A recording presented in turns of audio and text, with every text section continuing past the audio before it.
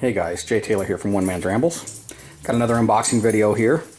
I picked up a set of side mirrors for the side-by-side and thought I'd do a quick review of the mirror setup. So these are the Seizmik, I'm not sure the correct pronunciation of the name, side mirror kit. This is the Strike model. And so they have a couple of different mirror kits available, but let's take a quick look inside. So we got a catalog of accessories as well as probably looks like mounting instructions. Then it's got these are steel clamps that I think they can go down to 1.5 inch size bars up to 2 inch bars roughly.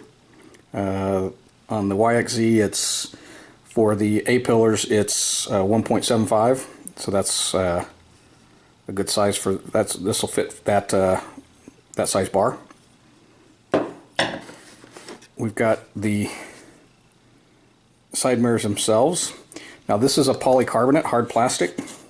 They do have another model that has an aluminum based housing, and then the mirrors are adjustable inside the housing. This is a breakaway design, so you can see that the housing or the mirror is able to fold inwards, and then the way it mounts on here is you're able to adjust these in a bunch of different directions, right? So for the angle of the A-pillars. So we're going to get these things installed, and we'll see how they work. We're going to actually take the side-by-side out in the morning, and so we'll see how they do. Also in the box, looks like just a rubber bolt that probably goes through there. It's supposed to be a set of two. Yep, there's a set of two mirrors and an extra bolt.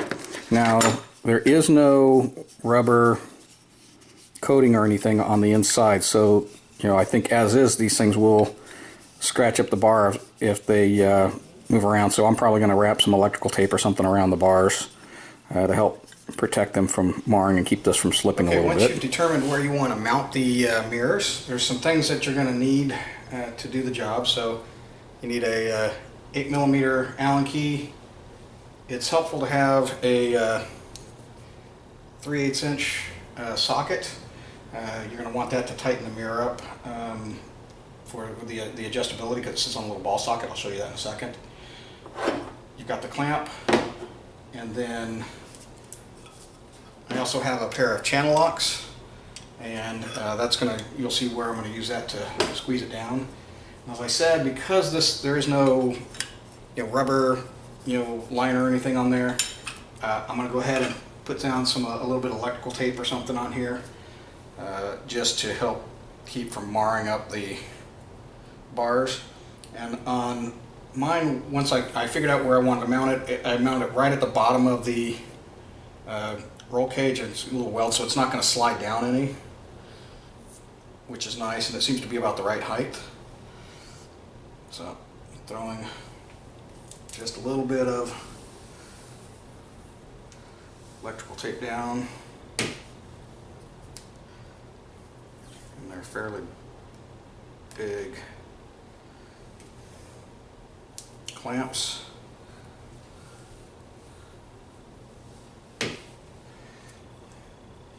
I had a red electrical tape, but I couldn't find it, so this is going to stand out a little bit, even though most of it's going to be covered up by the clamp.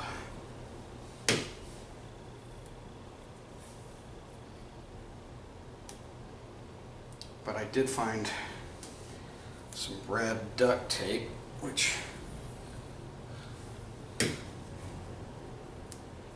I'm going to put down. just on the outside edges.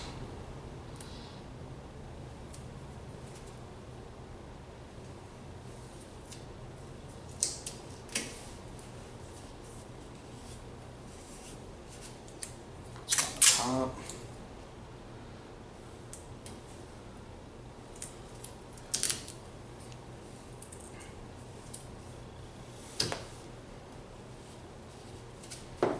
Okay, so then the clamps give you a couple different options to mount it. So you can mount it this way,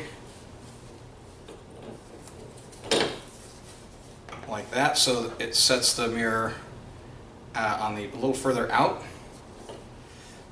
You could also spin the clamp over this way. This would allow you to tuck the mirror a little further in, or you can spin the clamp around to the outside and move it a little higher up. So you got a couple different mounting options the way you want to do it. What I chose to do is to put it this way so that the mirror is a little bit on the outside. We're going to squeeze this clamp down.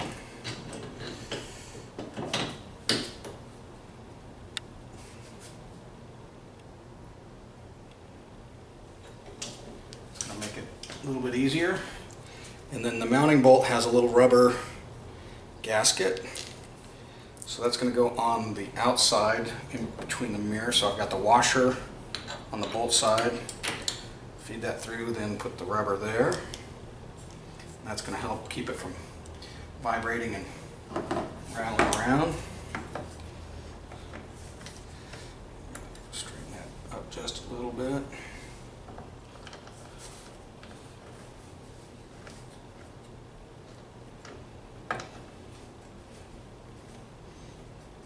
Grab and take Allen key. Tighten down.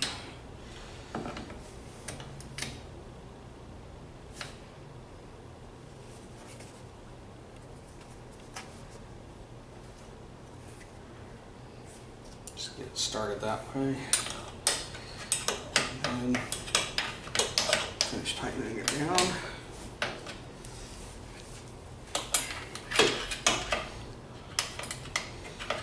Once you get it clamped all the way down,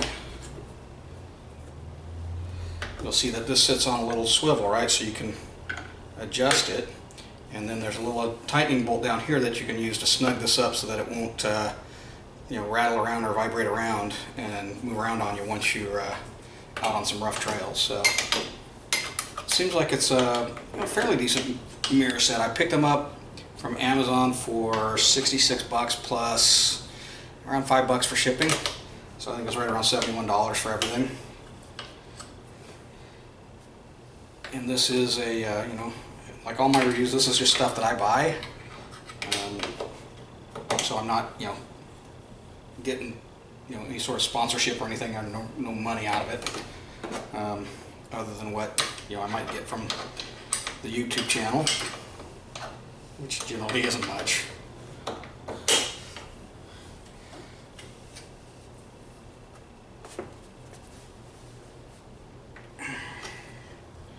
We're just about done.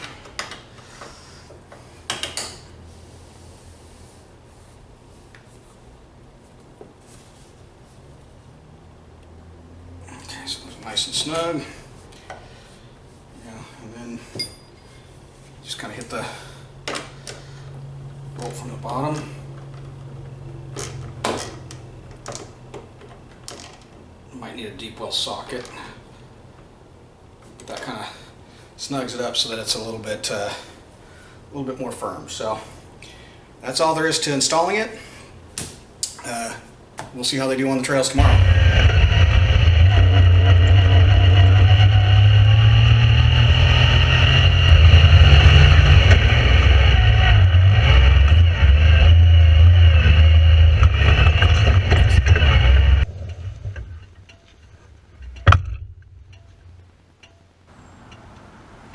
Okay, so here's the view from the driver's seat. You can see you get really good visibility. You've got a large surface area to give you a really good view of what's behind you. You've got a lot of flexibility once they're mounted to be able to adjust it, so you can, because of this ball joint here, you've got a lot of adjustability any way you want, in and out, all that kind of stuff. So that's pretty good. The tensioner nut down here allows you to be able to cinch this down enough that you can still move it, but get it to where it's not vibrating or rattling loose on the trail. As you saw from the videos, they held up really, really well. This joint here, the way the clamp works, you loosen this guy up, and now you've got control over the entire face of the mirror to be able to rotate, you know, the whole thing in and out along the axis. So pretty happy with the mirrors. As I said, they do have the aluminum housing model one that's probably a little bit more durable, but being a breakaway design, so that if you hit tree branches and stuff like that, it's just going to knock them in and not necessarily break the entire mirror. It's pretty good. This is not glass, it's more like a polished plastic. You know, I like that because I don't want, you know, necessarily glass there, but it's still a very, very reflective surface. So, you know, overall I'm pretty pleased at $66 on Amazon. It's a pretty good mirror set. I mean, you know, anything off-road is going to be expensive. You know, you saw, if you've done any research, you've seen that, you know, a good side mirror for your UTV can be, you know, $200. So at $66, you know, not a bad spend. There are cheaper ones out there. You know, you can get side mirrors that are $30. I opted for the landscape model so I could get more out to the sides, a little more panoramic view out the sides. You know, there are models that are more portrait, which go up and down, which give you, I guess, a little bit more visibility top to bottom. But you know, I like these. I think they look good. I thought it's aesthetically, you know, well designed. Construction of the quality of the materials is pretty good. I mean, it's not, you know, this is polycarbonate. You know, this is polycarbonate. The entire housing's polycarbonate. You know, the only, you know, metal you got here is on the clamp. But you know, not bad. I'm pretty pleased with the overall mirror. So there you go. There's my review. If you have any questions or comments, leave them in the sections below, and I'll try and respond. And thanks for watching.